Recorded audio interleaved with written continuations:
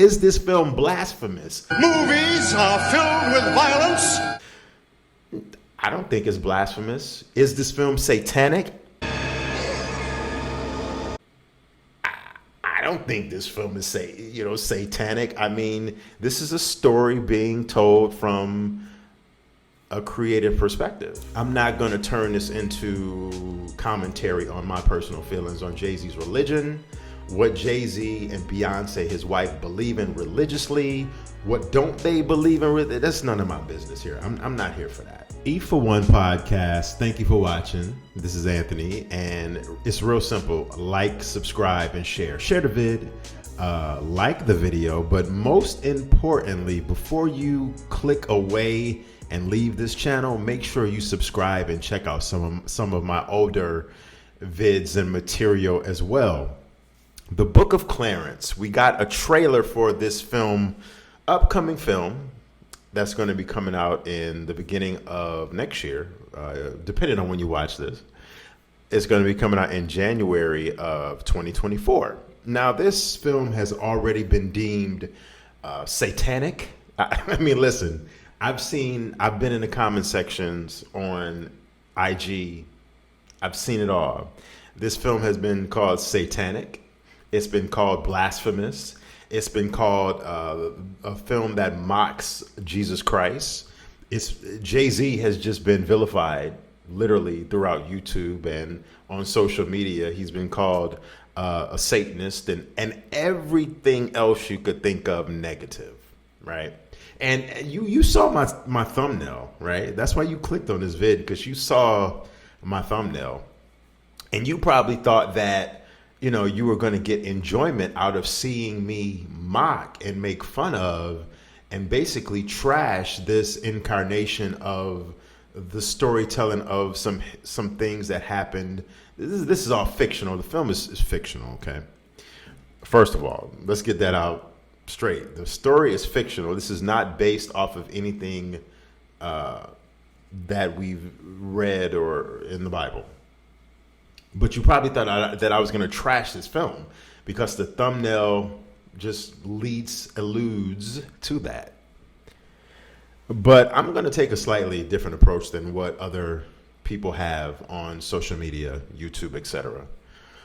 It's art. No matter how you want to look at it, this film is art. And it is to be interpreted as someone's theory of someone telling a story. This is someone else's vision, because obviously none of us were around during the days of Christ. None of us were. And depending on your beliefs, you might not even believe in Christ, okay? But just to give you a little synopsis about the controversy and what this film is about. The premise of the film is a struggling, down on his luck con man. Let's just call it for what it is. A down on his luck man named Clarence, living in the biblical days, the time of Jesus Christ, in Jerusalem, looks to capitalize on the rise of Jesus Christ by claiming to be a new Messiah sent by God in an attempt to free himself of debt and start a life of glory for himself. Now, this film stars Lakeith Stanfield as Clarence. And if you remember, he was famously in Get Out and other films. The trailer, I'm not going to show you the trailer for copyright purposes, but the trailer looks... First of all, I'm going to take it from a visual aspect, because I'm a content creator. I create content. I'm all about video and recording and things of that nature.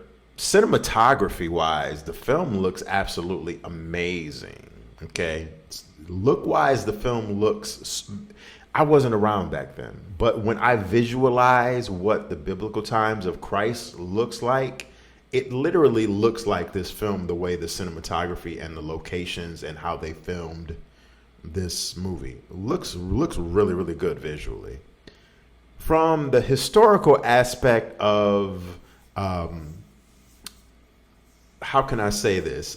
There being predominantly a black cast, which would allude to the fact that during those biblical times, black people, African people of African descent, shall I say, were one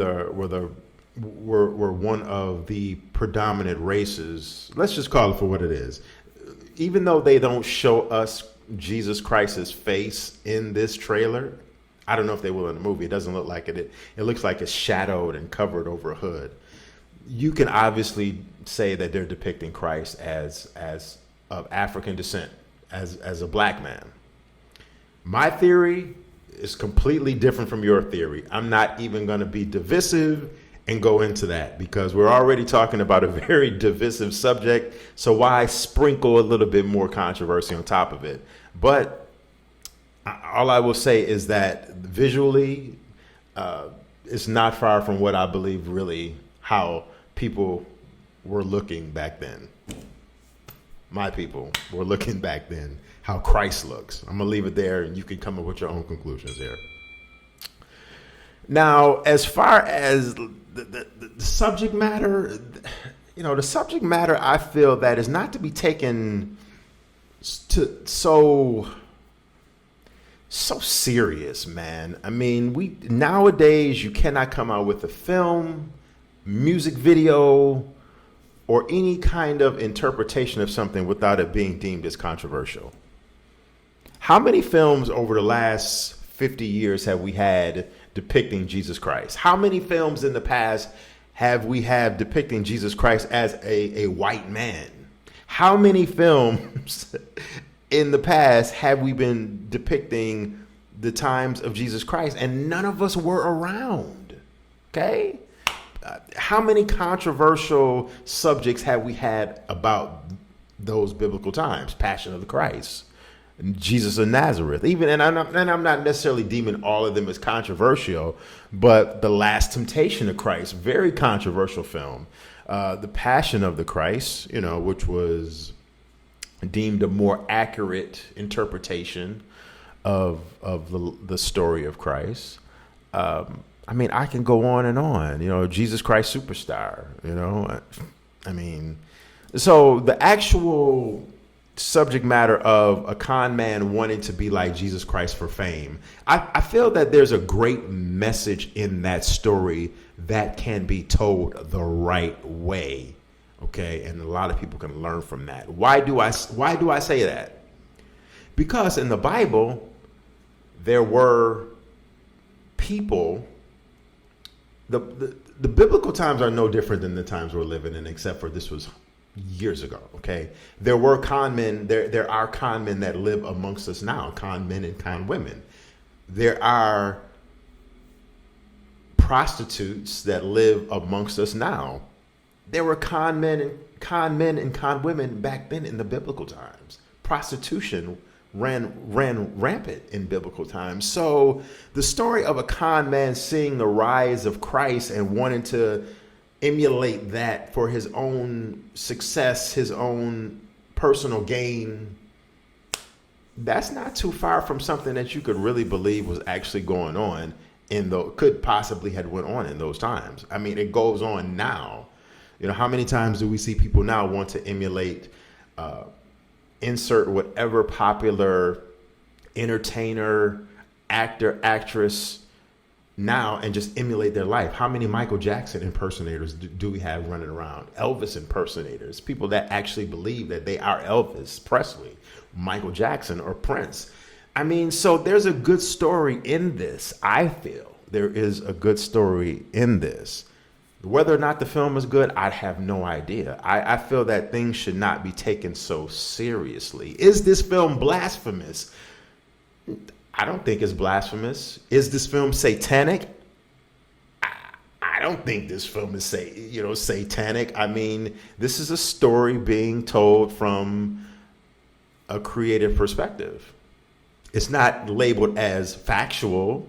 Nowhere is this film says the events seen in this film are accurately depict as what went on some thousands of years ago. No. So I do not Let me repeat, I do not feel this film is blasphemous nor mocking Jesus Christ. Although I have not obviously seen the whole film yet, just from the trailer, I don't get those negative vibes. And I'm a pretty good person when it comes to reading situations, reading people. I'm a visualizer. So me being a visualizer, no, I do not deem this film or see that this film being satanic or blasphemous or mocking Jesus Christ. Although I preface, I have not seen the film yet, but from the trailer, I don't get those vibes.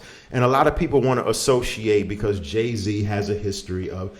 I'm not going to go into the whole Jay-Z thing because I'm not going to turn this into commentary on my personal feelings on Jay-Z's religion, what Jay-Z and Beyonce, his wife, believe in religiously. What don't they believe in? That's none of my business here. I'm not here for that. I'm not going to. Who am I to say I don't do that? So my feelings on, and I do have my own personal feelings on Jay-Z and, some of the things that, he might represent, some things he might not represent. I'm not going to speak on that because all of that is hearsay. I do have my own personal feelings about it, of course. Yes, I do. But I'm not going to let my feelings on the director or the producer, which is Jay-Z, who's a producer on this film. I'm not going to let my personal feelings get in the way of art. I'm not going to do that. Just because a musician feels a certain way politically, will that get in the way of me playing their music? Depends on what that is. But I can pretty much separate the two for the most part, But now is your time to let me know. Let's light up that comment section. Let me know what you think about the Book of Clarence trailer. Do you think it's blasphemous? Do you think it's satanic? Do you think it's just totally mocking Christ? Even though we have other films, like I said, that are, The Last Temptation of Christ. I mean, let me just, if you don't know anything about that film was extremely controversial in the 1980s. Extremely controversial. But I don't, social media wasn't around when the Last Temptation of Christ came out. But a lot of people deem that film as blasphemous, so maybe you might. But let me know in the comment section what you think. Thank you for watching. You have been watching the E for One podcast, and I will check you later. Peace.